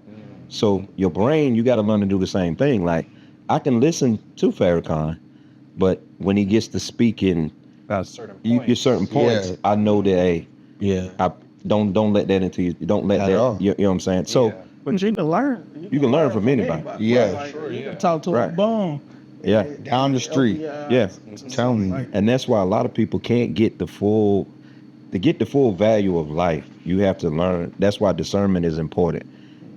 It does not matter where you get the knowledge from, it's getting the knowledge. Because, to be honest, we're in a system and we don't always pay attention to where everything you get involved with is a system. So, like, in school, they start you out programming your mind with the planetary system. Then they talk about the judicial system. They, everything is a You system. said planetary first? Yeah. You know why I said that. Because, like, I know what you said. yeah. So, like, everything is based on a system. And in those systems, the smart ones figure out you have to learn how that system works. Most people don't realize they're in the system and they just jump in and they play the game. And that's how that's where the trap comes in at. But, like, the system that we're in right now is a system that's not designed for us. But you guys are on the right path and have the right, y'all got the right chemistry on the formula on how to make this thing work. And it's interesting that you both talk about the faith and see, like, God will lead and guide you how to defeat this system. Yeah. So when you keep him on your path, because I'm going to tell you right now, the way that I win in the system, he give you warning signs. I've noticed that. I'm not gonna lie. I've seen that. If I really talk to him, he definitely. Yeah, to me, I've seen signs where it's like, hey, stay away from that person. Right. Isaiah, stop. Don't go to that party. Don't go. Because I'm telling you, Like, I think you and I talked about. Don't go. I don't know if it was a situation where I think you stayed home that night. I want to say you stayed home and studied, and there was shooting or something took place where a lot of people were going. It might have been during the what's that? GO? Yeah. Oh. I mean, I was just upset that night. Right. Yeah. So, but that Something did happen situation, at that- and they kept you from going to that situation. Yeah. Right. see, like with me, And my it's- experience. Oh, It's bro. crazy actually, because I wasn't going out that night regardless. I was pissed. I ain't going. But Yao came. Yao Oh, did yeah. get that sign from God because he said that he was going out, and he was like, "I can tell I'm not supposed to be going out." So he was ready to come back, and then what happened, of course, led him back. Right. But if that didn't happen, he was still going to come back because he already got a sign. Right. Yeah. Right. Yeah. But like what happened when my friends were here, they were telling me, "Come on, Isaiah, let's go to this. I'm going here because it's my homeboy's last days here." They went over there and got into it with some people. Wait, you were there? No, I stayed at home. I said, I'm not going with y'all. today. I was tired. And I wasn't there either. Yeah, we didn't go. Me and Jonathan didn't go. But we were like, yeah, we don't want to go nowhere. We chilling. And they ended up getting into it. Thank God nothing happened, but a situation could have happened and escalated. Right. But Could have been bad. yeah, it could have been real bad. But that's God. Like, bro, you don't need to be doing that. Just go ahead and go home. Now, I'm never the one to go home. If I'm at home, something is wrong. Call somebody, check on something. Because I should never be at home by myself at all. It gotta be late night. Yeah, sleeping I gotta be hours. sleeping. It gotta be sleeping hours because Yeah, you don't. I'm never at You home. don't be at home. He put in some work or he hanging with the. Yeah. Right. So if I'm at home, you know something. You know it's because I feel like something not right. Right. So I just went home. They ended up telling me what happened. Thank God nothing happened. But that's God right there. Because like I just told you, I'm never. You can ask anybody I hang out with. I'm never at home. I never say, "Oh, I'm going home first." Now I'll shower later. I'll go shower at somebody else's house before I go home. I have clothes in my car right now. So as I get off work, I'm not going home. I'm not going home. So like, when I go home, everybody know like, oh, either they did something crazy, or something's wrong. Something's wrong with Isaiah. Something's wrong with the situation. Something's wrong because I'm never at home. Right. So when that happened, I was like, just thank God. And I feel like sometimes people be forgetting about God. Like, don't just ask him for things that you want. Actually have like a relationship with him. Because when you die, if anything, if you come in my store and you want something for free or a discount, and I don't know you, know nothing about you, you never came talk to me at all, and I just keep seeing you, and now you want something free, why should I give that to you? You didn't give me a chance. You didn't come to me, ask me for you didn't ask how I'm doing. You didn't get to meet me. You didn't do nothing. So it's the same with God. Why do you deserve to go to heaven if you don't talk to him, and not just like I said, asking? Because just talking, I talk to Jonathan. I don't ask Jonathan for anything unless it's like knowledge. Okay, knowledge, yeah. But like when it comes to like something physical, I'm not asking Jonathan because I got it on my own. But what I'm saying is like, you have to build a relationship with him if you want to get to that next spot. Just saying I love him and doing good in the world, that don't mean you get into heaven. I'm sorry to break that to people. Right. But that don't mean you get into heaven. You got to really put in work. What God says is what you need to try to follow. Because we're sinners at the end of the day. We all sin. But you need to try, at least give effort to what you need to do so you can get there. Because when you don't get there, and you know where you're going. Right. Because I'm not going to meet you there. I'm telling you that now. I will not be meeting you there. You're going to be there by yourself. Cooked. And I'm gonna say like, Not be present. Hungry. so those are the elements. Learning the foundation of what you guys have. It's a blessing to know that your foundation is set that way. And now the narrative is your peer group. Statistics say that your peer group is in jail and doing things to go to jail. Like we started off the podcast. The stats say that the stats prove otherwise. They say 36% of you guys are in college. And it says 28.5% say that you guys are locked up. I even look at now these stats are from 2022 to the end of 2023 and partly of what's going on now in 2024. But I still say that these statistics are still false. And I say the reason that those statistics are still false is because you have 51% of all NFL athletes are black. They're in college athletes are black. Yeah. So that's not factoring in. Then you have another things like 42% that are black college basketball players. Basketball, yeah. The first numbers that I gave you are football players. Now we're talking about the black basketball players. Now those numbers are alarming because they're not included. Factored into the statistics. So yeah, I'm saying systemically. That's crazy. We were just talking about systems. The program is the information that you put out. Like, say for example, you're watching TV. If you're watching a certain thing, that thing momentarily puts you in that mode, puts you in that mind state. You remember when we was in school? We were growing up. They had this narrative that about Tupac, talking about his music. Some guy was trying to use Tupac's music, saying that he listened to that music. He listened to that music, and that music made him want to go out and do that thing that he did. And he committed a crime, and he blamed it on the music. And so the narrative is they're putting this negative forecast out for you guys to continue to follow. And the crazy thing is, knowing the systemic system that's against you, does that give you motivation? Or would it depress you? Do you feel that from talking to you guys, it gives you motivation? I'm about to say. Yeah. But do you think that thing depress a lot of it? The forecasts make a lot of your peers feel like, man, I just got to follow the script. For sure. It's definitely some people. Some people they don't know how they be so. It's not like they want to be comfortable, but they don't know how to make themselves uncomfortable. Right. Because really, when you see something like that, you can't be comfortable with saying that and be like, that is what it is. I'm going to just abide by it, live my life. Like, that should make you uncomfortable. That should kind of make you mad. Yeah. Of course, not like real angry, but like, you don't want it to be like that. Right. A lot of people, that's their mindset. They not as hungry and driven like me and Isaiah. Right. To do something about that and really feel some type of offensive way to go and make an impact about it. Right. They just going to be like, oh, dang, that's sad, and either live sad or forget about it. Right.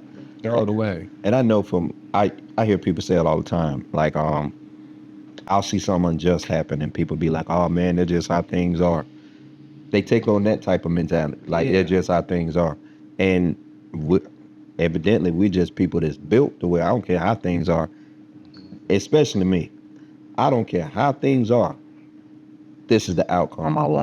Exactly. You know what I mean? And I take extreme measures sometimes. Like, I have no problem with calling somebody, letting them know. My wife will tell you if it's business or whatever. You can attest to it. I have no problem letting people know. Like, look. Prime example. Raymond can tell you. He went with me when I bought my wife her Jeep.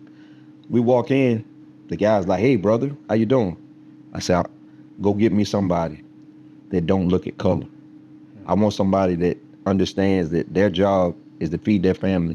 My job is to buy this object and his job is to sell it to me. Because I knew immediately I can't do business with you because you saw me as a black man. I don't do business if you see me as a black man and I see you as a white guy. I want to see two people doing business to get the outcome. He gets what he needs for his family. I get what I want for my family. Yeah. And so, that's just, and we have to get things accomplished the way you want to get accomplished. You have to set that barrier to where I'm not going along with this American system. Yeah. We're going along as human beings that have needs, desires, and wants. But like you said, the system for us, we don't really have like nowadays. There's no real like role model as if there was for like when y'all were growing up. Like Right. y'all had like Tupac, for example. He was active in the black community. He was doing things like that. Cosby Show. Yes, the Cosby Show. All before Bill Cosby got, it was things you were seeing things. That's systematic. And now it's like, oh, it's cool. If I'm a woman, yeah, I can go shake my butt. I can go do whatever. I can dress the way I want to dress. And I'm not saying that's like, y'all women can do what y'all feel. But then when guys say things and y'all get offended, I feel like you should not be getting offended. And same when women say things about men. If I'm stating the facts, if this is what you're doing, and this is what you look like, and I say, well, you're not the woman for me, you should not be getting offended. This is who you want to be. Right. Be you. If looking up to Sexy Red and people like that make you feel good and that brings you joy, then by all means do it. But I'm telling you, as a man from the outside looking in, we don't want women like that. We want women that are classy, that know what they want in life. Yeah. Yes. Like I told you, Standards. my mom had did this by herself almost by herself. So for you to think that I want you and you're out here, to me it's disrespectful. Because if you with me, I don't want you showing nothing crazy. Like that's crazy. Like of course you can dress how you want to dress, but half naked out here is wild. That's wild to me. Because that's how I've been raised. I've been raised to treat women with respect, take care of them, do what they need, get what they need, and she will help you as you help her. It's a joint thing. It's not a one-person thing. But when it comes to it and everybody is trying to fit in, be cool, and all that, you're like, well, I guess I'm just gonna be out here by myself until I find out I want. Right. And if to some people they want to be in everybody's face, that's not me. I want someone that's low key, no one knows about. Someone, oh, you with her? Yeah, I'm with her. That's me. That's what we do. That's how we go. But I don't want anything to where it's like, oh, well, now she's being loud, she's being obnoxious. Now, if this is how I see it. If I feel like I look at you and can start an argument, I walk right by you because I don't got time for it. Right. I don't got the time. If I look at you and be like, dang, I can sit here and argue with you for a while. Yeah, I can't even talk to you. You're gonna make me mad. Let me just get away. So that's why I be to myself. And I don't have 300, 400. Having multiple women are not cool. They're not. It's not what you think. That's you really not want that cool. much stress on your head? It's not cool. I'm telling you. Bro, my dad has told me. I'm to the point where my dad has told me we have conversations, and I'm already knowing. Me and my dad, we not the same at all. Like when it comes to like women and stuff like that, and his past. We ain't even talk about his past, but like you know what I'm saying. Like I'm the complete opposite of what a Thompson, I guess you could say, is supposed to live, but I'm the complete opposite. I don't want 15 million girls. I want one. I want one girl that I know for sure is going to hold me down and be there for me. And no one can say, oh, Isaiah's been in my face. He's been talking to me like I went. No, because I let it know off the jump. I don't want nothing with you. If I'm with someone, I'm with someone. We can be friends. I'm cool with being friends. I have a lot of friends I'm cool with. Jenna, Aaliyah, we're friends. There's nothing like that at all. I'm cool with being your friend, but when it comes to being in a relationship with you, I don't want that because I know what you bring to the table, and I don't want all that attention to me. When you get attention and power, creates more stress. Once you gain power, good God, look out, because a whole bunch of people and things are going to come into your life, and now you got to sit there and deal with it. I don't want all the emotion and, oh, he got all this or he got this. I might pop out and show you what I got for a little bit. I might have to just show you and just go back to my sweatpants. Yeah, just something real quick just to let you know I'm not one of them jokers out here that you messing with. But for sure, I'm not I can't do it. That's how I'm raised. That's how my mom raised me. So when I say things like, oh no, I would never be with you, or I would never talk to you, I'm not saying it being mean or nothing crazy. I'm telling you the truth. I'm a truthful guy. I'm gonna let you know the truth. Just how they let me know the truth, I'm gonna let you know the truth off rip. So they be telling the truth about us. Yeah, right. I'm not hiding nothing. I'm here telling you right now, I don't want to be with you at all. So there should be nothing confusing. And I'm not trying to be arrogant, like I said before. I'm just saying we all have standards, and I can't be. That's like a A-class fighter going to get a C-class coach. Are you crazy? No matter how talented I am, he's the one. He's the one with the game plan. Yeah. So if I go in there swinging, looking wild, I'm gonna lose. Yeah. You need to go hand in hand. It has to be hand in hand. It cannot be forced either. It has to be genuine, and that's just from my experiences. That's just from me. I'm only 19, so if y'all have any more, y'all let me know. But you see what I'm saying? That's just from my experiences. I don't want anyone loud and out there that's going crazy. And some girls will be like, oh well. We look up to Sexy Red, Megan Thee Stallion, women like that. They're empowering. But when I look at them, the only time I see them is when they're making a song about sex. Yes, men do the same thing. But sorry to say it, but there's two different, people get looked at two different ways. Men and women get looked at two different ways. And I'm going to be here one to set it free so let everyone know. They get looked at two different ways. So you might do something that you think is not a problem, but in general, and how everyone looks at it, it might be a problem. I might say something or do something, oh, I don't think it's a problem. But Jonathan or Tony or Rice might be like, nah, you wrong. And you got to sit there and eat that. That's a problem. People are they're not okay with being told no or you're wrong. When they get told, oh, you're wrong, it's, oh, how am I wrong, blah, blah, blah. They want to argue. Yeah. I don't want to argue with you. That's our generation, man. Yeah, there's an issue with having an issue with things. Yeah. Now you're going to get canceled because you had an issue with something. Exactly. They trying to normalize everything. And I can't even talk about half the stuff I want to talk about because y'all podcast going to be over. Yeah. But in our generation, that's the issue. People too soft, they too weak. Yeah. Okay? There's nothing wrong with someone having an opinion that's negative towards something you're doing. Right. There's nothing wrong with that. Right. If you do it in a respectful manner, at least. I understand if it's out of disrespect, then yeah, get back at them. Don't be scared. Stand up for yourself. Stand up for yourself then, right? But for the most part, you just gotta. And people act like they being too soft. Like, you can't say nothing about nothing no more. Right. Yeah. Right? But that's the thing. That's what I feel like I'm here to do. Like, I'm set them straight. Yeah, I'm here to let people know, like, I'm gonna be your friend. If someone mess with you, I'm gonna step up. I'm gonna be there for you. That's with friends, other women. It's just in life. If I mess with you, I mess with you. But I'm gonna tell you the truth. I'm not gonna be a yes man because I don't hold yes men around me. When I'm wrong or something's wrong, you tripping. You need to stop doing that. Yeah. Okay, play around. Cause on my life, this has happened. The people I hang out with, we might be cool with somebody.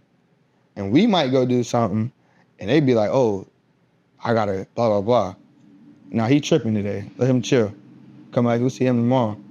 That's all it is. And that tomorrow might be a tomorrow. They still tomorrow. Tripping. Keep going until they figure out, oh, well, I'm really messing up. I gotta change. I gotta do this. I gotta do that. And it's not changing for the worse or for you to be accepted by us. It's just the lifestyle we trying to live. We're not trying to live paycheck to paycheck. We're not trying to live, oh, well, I don't really have it this month, but I can ask someone. No, that's not how I'm trying to live. I'm trying to live a decent, stable life to where I live on my own. Like he said, I stand on my own square. I don't need nobody for nothing. Right. That's where I'm trying to get to, is where I don't need nobody for nothing. Right. This is for real. Like I've been saying this whole podcast, this is for real. Like, this is not a game for people to be playing like it is. Because, for one, you play this game how you want to play it. You mess up. One mistake can mess up a lot of things. You doing one thing can screw up a lot of things. So you got to just be able to accept someone saying no, somebody saying yes. I've been told no 1,000 times. I got told no when May May, June. But, I mean, I just told you no last week. Yeah.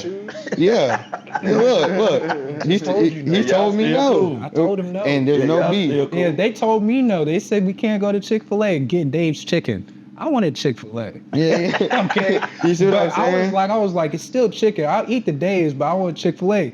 Jenna was driving. She said, I want Dave's. I was like, You gotta accept it. you gotta accept it. She the driver. Yes, you can't sit around right, mad. Robin. That's just an example. That's just a little example. But you're gonna get defensive because she said no? How am I gonna get defensive at the driver for saying no? Nigga, you not driving. I'm not driving. What are you talking about? Sit in the back See, seat. that's people's issue, but but I'm telling you, people in our generation, they gonna get pissed. They gonna be like, what's wrong with Chick-fil-A? Yeah, they argue. All y'all want Dave's. Jenny, you want Dave's. Why you want Dave's? She's driving. She already said she want Yeah, Dave's. this Why is y'all what we gonna start doing. arguing with her? Then that's the problem what with I'm saying? like Jonathan. That's the problem with our generation. It Everybody's too scared to be told no. And what I'm saying is, it's all right. Think about why you got told no. Yes. Instead of trying to counter react so Yes. quickly. Do something to change so you can get to that point.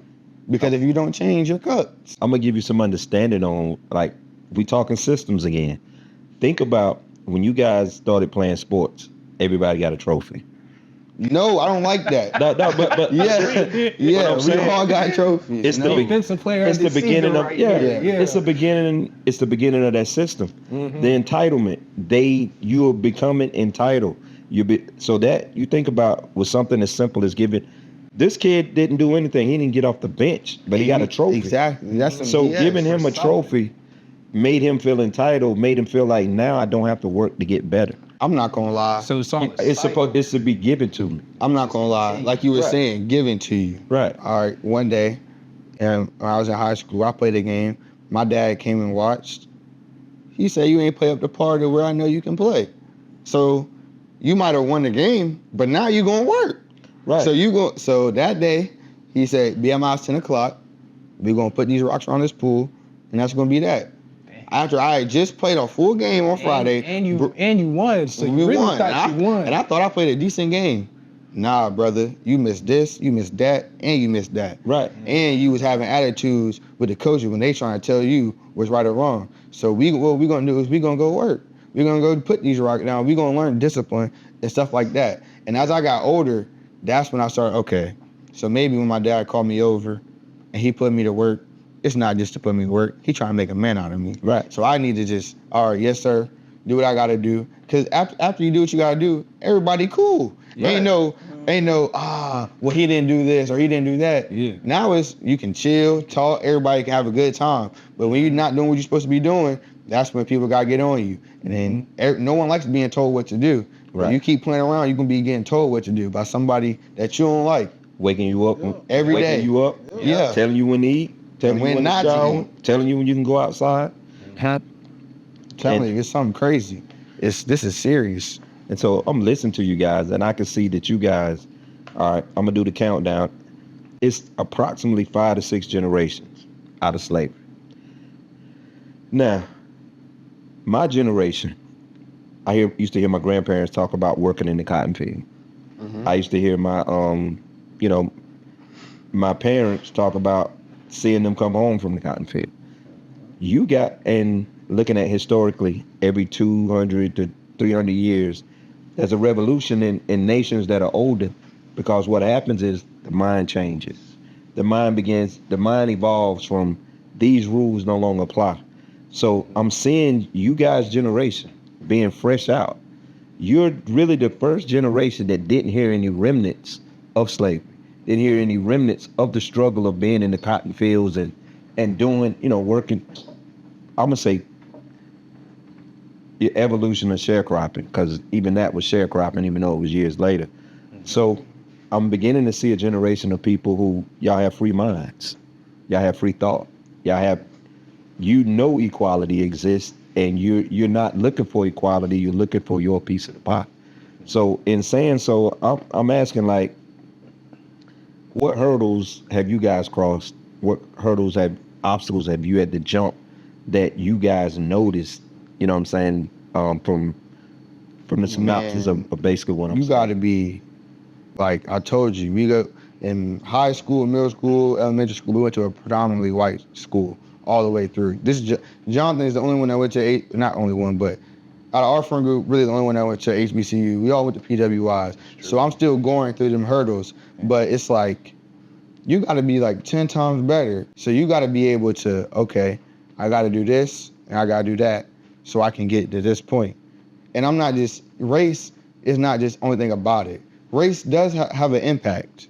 It definitely has an impact. I don't care what nobody says. The first thing you see on somebody is, oh, they black, they white. Because think about it, when we work at these jobs and we can get a discount, like he said, my brother, how can I help you? What you need? I can get you this, I can do that for you. And all black people are looking, most of them are looking for a handout when they start their own businesses. Oh, well, I'm a black-owned business. Well, I understand you're a black-owned business, but Chick-fil-A is charging me $11 or $8 for a sandwich, and you charge me $25. Why am I coming to you? And these white people, they give me stuff for the lower amount. Yeah. That don't make sense for me to do that, but I'm going to support you guys all the way. I'm not going to, I don't want to be with them. You see what I'm saying? Yeah. I support everything. If you know me, you know I support everything black. I'm black everything. When it comes to politics, I can tell you about politics. I can tell you about people. Malcolm X, I can tell you. Farrakhan, half of y'all don't even know who Farrakhan is. He's black. Farrakhan, I can tell you about Marcus Garvey, everybody. I can tell you about everything. So, like, the hurdles that I can say I've been through is knowing, like, okay, I got to be better than him in some way. So I got to be better than him, because we all had that talk with our parents to where, look, this might not happen because of this. And you cannot just quit, get up and quit. You got to keep going. Right. And when I went to a PWI, like I told you, I wasn't playing no games. Yeah. I'm serious out here. This is not a laughing matter. This is for real. So when people would, oh yeah, I want to do what you do. I want to talk about sports. I want to be on the radio. I want to have my own podcast, all this. And I'm looking at them like, all right, cool. And then days go by and you're not doing nothing about it. I'm giving you the blueprint. You're not doing nothing about it. I mean, okay, I'm still gonna mess with you. You my dog. I mess with you. Right. But at some point, I want to see how bad you really want it. Because keep telling you or nah, I want to see how bad you got it. Because it's crazy. It's crazy. It's gonna be real crazy when the people that we talk to, when we start making it, and the people that we were telling, come on, let's do this, let's do that, let's do this, are like in the wind, lost in the wind. And now they asking me. And I'm in this position to where, thank God I've made it, but I'm not at the position where I can just, hey, you can come work for us or you can come do this for us. Yeah. Because it's going to be sad. And that's going to be a sad thing that I can't help you. I try helping you. I can only do so much. Yeah. I have a family too. It's not just, I can't just help you. And that's going to become a time to where it's like, all right, well, now they got to dust it off and figure out what they made of. But while we're here, I'm trying to like help everyone get to where they want to be. It's not just about me. At the end of the day, like it really ain't even about me. Yes, it's all about what I want to do. Like, I don't want to be 30 or 40 something and my mom's still working. Nah, I'm trying to get her. Sit down. You can do whatever you want to do. Dad, I got you. Don't even worry about it. Everybody, we good. Just all y'all gotta do is keep a little part-time job. Don't even gotta be full-time. Y'all Gucci. Do what you're supposed to do. You see what I'm saying? I'm not trying to be 40. Oh, well, mom, you can retire. Man, she gonna be 60-something, 70-something. Yeah. She can't go up to no cruise, go out here by herself. We gotta just be taking care of her. No. Yeah. I want you to experience stuff now. Like, you showed me, okay, this is what it looks like. But now I'm to the age where, okay, mom, I gotta make it because I want to see you drive whatever car you want. I want to see what you really can do. Like, I want to treat you the way you treated me my whole life, just for at least half of your life. You see what I'm saying? Like, that's my goal. It's not just, oh, Isaiah, he wants to be on ESPN or 5 Sports 1 and have all this money and stuff. No, that's not what I'm here for. I'm here to help people, get connected with people, because as I see it is, if just one of us wins, we all eating. No matter what, because that's how we are. Yeah. We help everybody when we get to that stature. But if I'm not pulling my weight, and now I'm like, well, Johnny, I need you to hook me up. Yeah. And Johnny like, well, Isaiah, I told you what you should have done, and you didn't. I can't look at Johnny and be like, oh, well, like, you know. Fake. Yeah, I got to be like, you did tell me, and I was wrong. You got to eat that. You got to sit there and eat that. And that's what I feel like is wrong with us today. Like, we're not holding each other accountable. Like, of course you say our friends, we hold each other accountable. But when it comes to like obstacles and stuff, we get scared and run from the obstacle. Nah, I'm going straight at it. This is what I have to do to get through this. So no matter what, no matter if I go left, right, side, whatever, no matter what, I gotta go through this to get to where I wanna be. So to get to where I wanna be, I have to go through this. And this is what has to happen. This is how you have to adapt to different things. When you adapt to different things, you become whatever you wanna be. Whatever you can dream of, that's who you become. When you can learn to adapt. Like he was saying, he can go talk to people high, he can go talk to people low. But what he's saying is, he can talk to many different people and figure out many different things. It's a different thing when you can go talk to somebody that makes millions, six figures, and then go talk to someone that has nothing. Like he was saying, a bum on the street can open up your eyes. It's crazy how people can do that. But like the bum on the street, he couldn't get in his head at the time, oh, I gotta go through this to get here. He thought, well, I'm gonna run and do something else. Let him down a path he wasn't ready to go down. Right. And that's what I'm trying to avoid. That's what I'm trying to get everybody to avoid. Because us as black people, we have the power. We are who everyone wants to be. Think about it. They change everything they want to be like us. And when that happens, we're kind of like tripping in my eyes. When we go out here and do something stupid or go out here and look crazy. My brother told me I was wearing sweatpants in school. I'm thinking that's fine. Bro, next time I see you in some sweatpants, we fighting. I'm like, bro, what are we fighting for?